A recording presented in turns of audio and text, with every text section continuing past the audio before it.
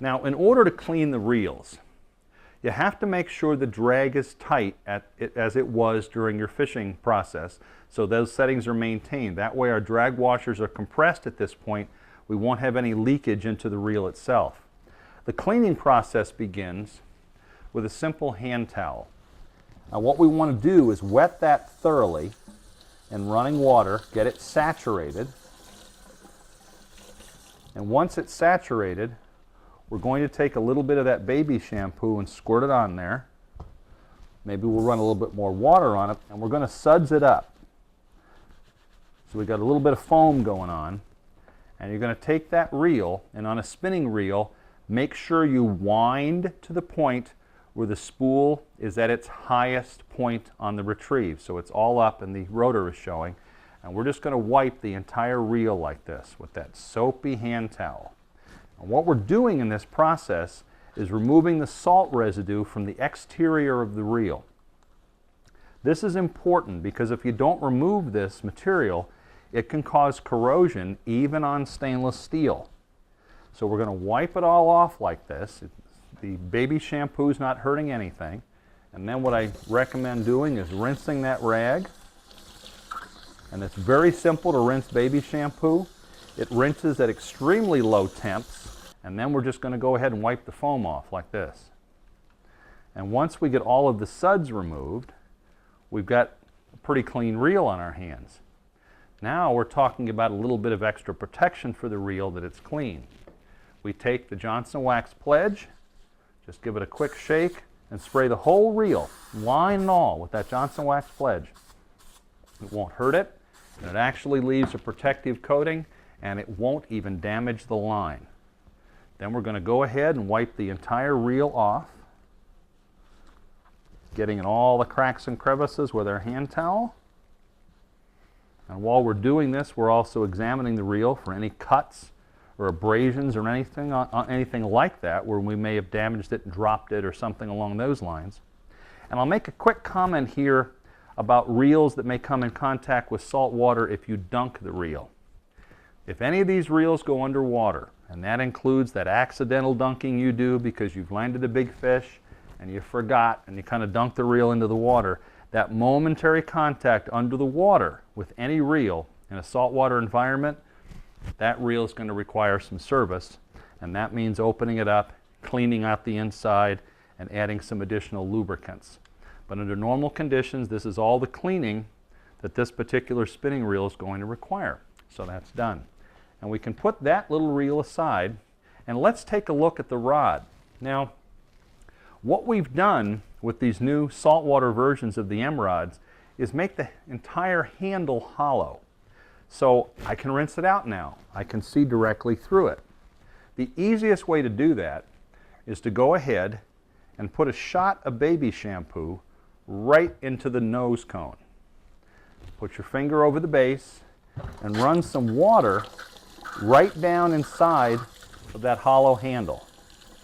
And you're going to fill it up some and then just shake it like this. That gets all that soap moving around the inside. It rinses out the spring mechanism. Then just dump it into the sink. Let it flush through. You can even take your damp rag and wipe the handle down. You can use baby shampoo in this process as well. And this will remove a lot of the soils from your hands and such, the gunk from the salt water. So now we have a clean handle. And let's pay attention to the rod portion, because this is all set. We can take the rod portion, and using a little bit of that rag with the baby shampoo on it, we can wipe her down, because the salt water can gunk up everything around the guides and around the mechanism. Pay particular attention to this area here that has the locking studs that go into the handle on the Emmrod. Once that process is done, we have a clean rod. In the case of the spinning rods, you can go ahead now and put that up for storage. If you need a little bit of lubrication in the mechanism, one thing that I found works very well is the actual Johnson Wax Pledge. And I'll take and just put a shot of it inside, move it around a little bit, and that'll help protect the mechanism. So that rod is now done, and we've completed the reel. All the time we've been doing this, our lures have been over here, soaking away. Give them another shake or two. And the baby shampoo is in the process of dissolving all the salts and the gunk that are on the lures. Now, before you put them in here, what's always a good idea is pick off any weeds or anything that may be on them, because there's no sense washing the dirty weeds. So these have been picked clean before we put them into the old peanut butter jar. And what I'll do is just dump it out, and I run clear water down into the jar, and of course it foams up. And we get the rest of the suds and everything out of there. And once again, the beauty of the baby shampoo is all it's going to do here is clean. It's not going to ruin the finish on the lures in any way, shape, or form. If it's gentle enough for a baby's skin, it's certainly gentle enough for our fishing lures. It's not going to be a problem with any odors for the fish or anything like that. And once we get them rinsed off sufficiently,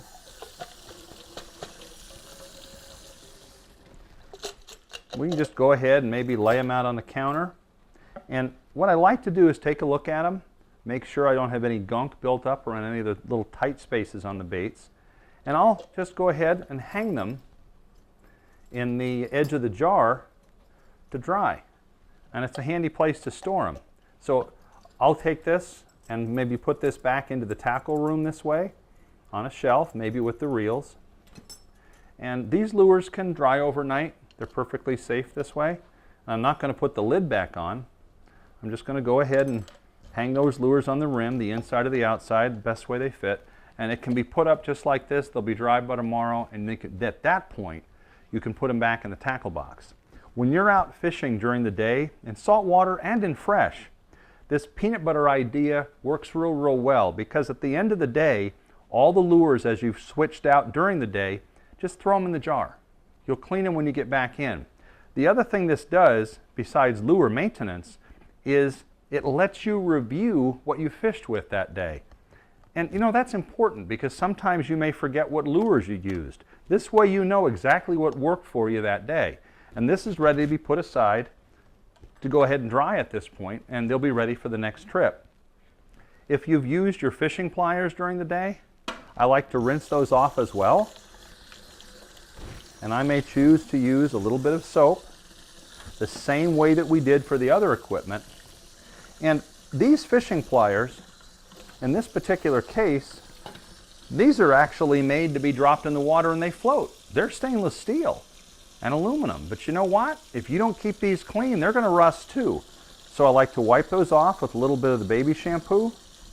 It helps get the gunk and everything off the handles, and this process is not going to hurt them. And once I get those cleaned up, I can rinse them. And they too can be put aside to dry. And this way, we've preserved all of our equipment and we're ready for the next trip. Now, this took a few minutes to do. You have to do this after every single trip that you make. In salt water, it is critically important.